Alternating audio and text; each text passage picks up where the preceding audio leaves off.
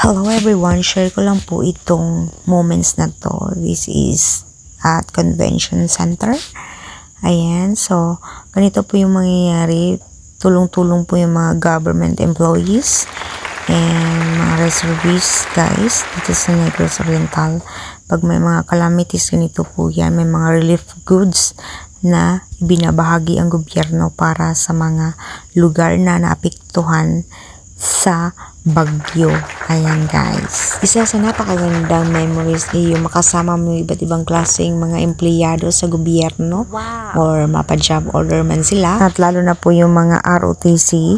Ayan, iba't ibang klaseng mga university sa Negros. Ayan, sabay-sabay po silang tumulong, lalo na po yung mga reservists. Ayan, para matapos at may bahagi na po ang mga relief goods sa mga kasing-kasing lugar. So, ayan guys.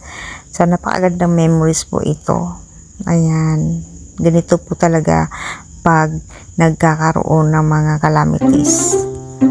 Ayan o, di ba ang saya-saya? O, ganyan lang yan guys. Tapos, babahagi na po yan. Papadala sa mga bundok. Ayan. So, that's it for today guys. Thank you for watching. We'll see you.